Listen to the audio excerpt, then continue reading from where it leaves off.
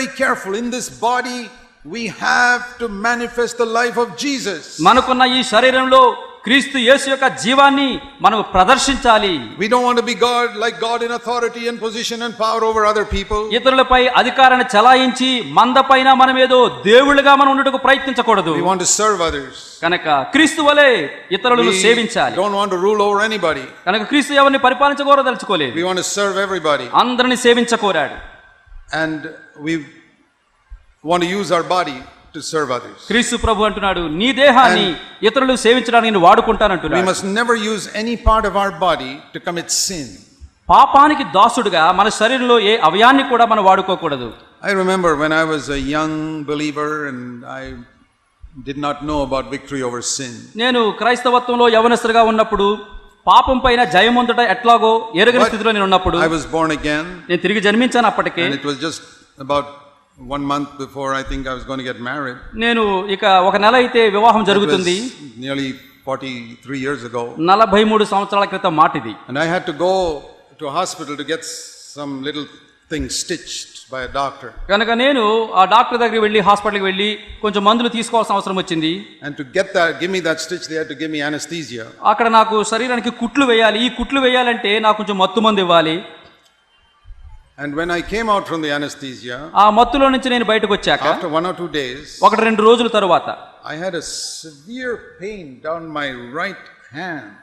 నా యొక్క కుడి భుజం కింద నుంచి చేతికి అంతా కూడా చాలా తీవ్రమైన నొప్పి బాధ వచ్చింది. It was getting worse and worse every day. ఆ ప్రతి దినము ఆ నొప్పి బాధ పెరిగిపోతూ వచ్చింది. So I went to see a neurosurgeon. నేను అప్పుడు ఒక నరాల సంబంధమైన సర్జన్ కలవడానికి వెళ్ళాను. I said, what happened? I mean, I went for a simple stitching skin surgery and I got this problem. నేను ఆ న్యూరో సర్జన్ అడిగాను, అయ్యా నేను కేవలం శరీరాన్ని తెగితే అక్కడ కుట్లు వేయించుకోవడానికి వెళ్ళాను, ఇదేంటి ఇప్పుడు లేని బాధ వచ్చి పడింది, ఎందుకు ఇట్లా జరిగిందని అడిగాను. He said, when you were in anesthesia, ఆయన చెప్పాడు, నీవు మత్తు మందులో ఉన్నప్పుడు and they lifted you from the surgery, put it on the bed, నిన్ను శస్త్రచికిత్స చేసిన పడక మీద నుంచి ఎత్తి వేరొక పడక మీద చేర్చినప్పుడు they may have been careless.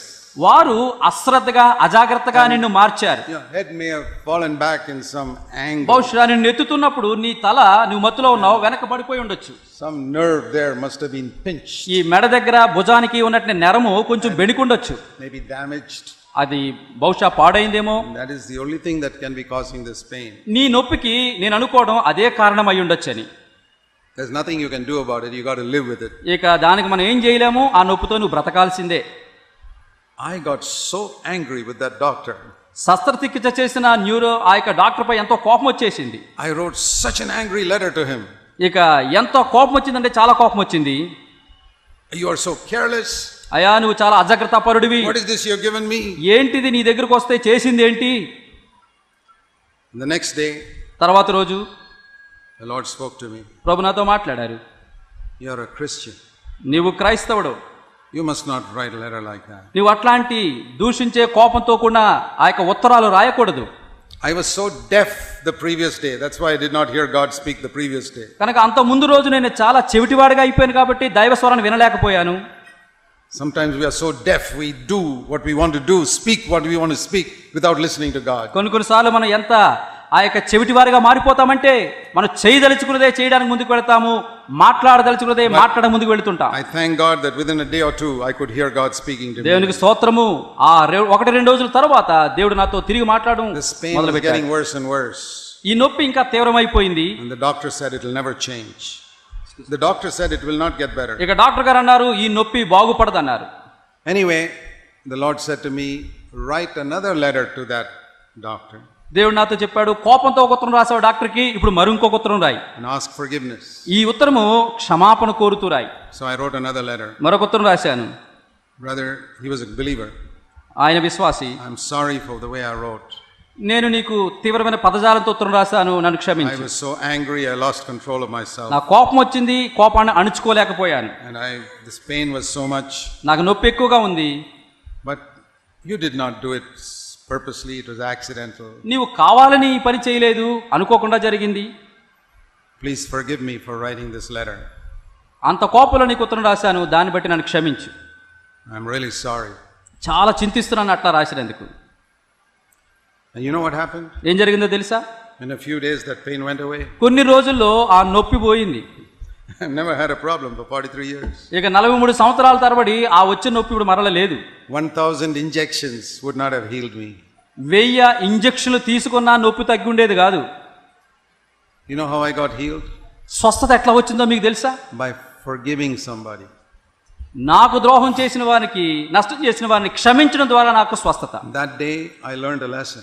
ఆ దినం నేను ఒక ఆత్మీయ గుణపాఠం నేర్చుకున్నాను. That there are many sicknesses in believers because they haven't forgiven somebody. విశ్వాసుల జీవితాల్లో ఎన్నో రోగాలు ఉన్నాయి. కారణం అనేకులను వారు క్షమించలేని స్థితిలో ఉన్నారు. So whenever people ask me to pray for their sickness, ఎవరైనా మాకు రోగం ఉంది ప్రార్థించండి అని ఎవరైనా అడిగితే,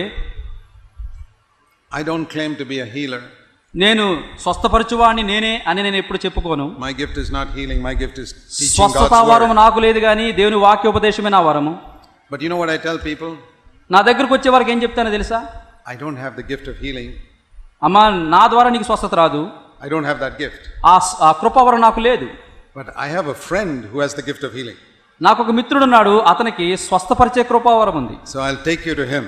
ఆయన దగ్గర తీసుకెళ్తాను. That is Jesus. ఆ మిత్రుడు ఎవరో కాదు, యేసు ప్రభువే. So my friend has got real gift of healing. మరి నా యొక్క మిత్రుడికి చాలా రోగాలు, అన్ని రోగాలు బాగు చేసే So శక్తి ఉంది. I will speak to my friend about you. నిన్ను గురించి నా మిత్రుడితో నేను మాట్లాడతాను. What we call prayer. అది ప్రార్థన ద్వారా మాట్లాడతాను. And I will ask my friend who has the gift of healing to pray for you.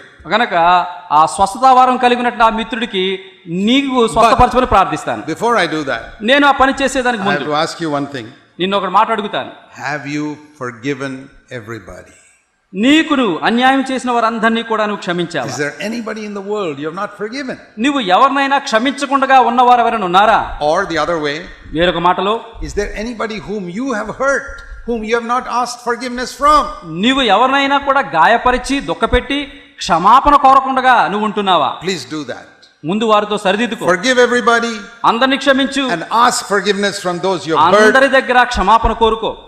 Otherwise, you will have endless problems in your life. లేకపోతే నీ జీవితంలో అంతం లేని సమస్యలే. You say, but look at all those unbelievers, they do so many ungodly things and they are healthy. నువ్వు చెప్పొచ్చు, అవిశ్వాసులు చూడు, వాళ్ళు ఎన్నో రకాల పొరపాట్లు చేసినా చాలా సంతోషంగా ఉన్నారని చెప్పొచ్చు. They are not God's children. God does not discipline them. వాళ్ళు దేవుని పిల్లలు కాదు కాబట్టి దేవుడు వారిని శిక్షించడు, సరిచేయడు. Do you punish other people's children? నువ్వు వేరే వాళ్ళ పిల్లలను పట్టుకుని సరిదిద్దగలవా, I శిక్షించగలవా? have never punished other people's children. వేరే వారి పిల్లలను మనం శిక్షించలేము. God does not punish those people who are not his children. ఆ రీతిగా దేవుడు కూడా తన పిల్లలు కాని వారిని దేవుడు శిక్షించాడు. He will do that in the final day. అంత్య దినం ఒకటి ఉంది, అప్పుడు దేవుడు But వారిని శిక్షిస్తాడు. కానీ now, ఇప్పుడు on earth, ఆ భూమి మీద he is disciplining only his children. తనను ప్రేమించే పిల్లలను మాత్రమే ఆయన శిక్షించి సరిదిద్దుతున్నాడు. Hebrews 12 says he does not punish those who are not his హెబ్రీయులకు children. రాసిన పత్రిక 12వ అధ్యాయంలో దేవుడు ఎవరిని శిక్షించడో వారు దుర్బీజులే, వారు దేవుని పిల్లలు car. So that is why I ask you, if you are a child of God, అందుకని నిన్ను అడుగుతున్నా, నువ్వు దేవుని బిడ్డవైతే, if you got a sickness, నీకు రోగం ఉంది, ఇప్పుడు ask Jesus to heal you. నిన్ను స్వస్థపరచమని యేసుని అడుగు. But forgive everybody first. ముందుగా నువ్వు చేయాల్సింది అందరిని క్షమించు. And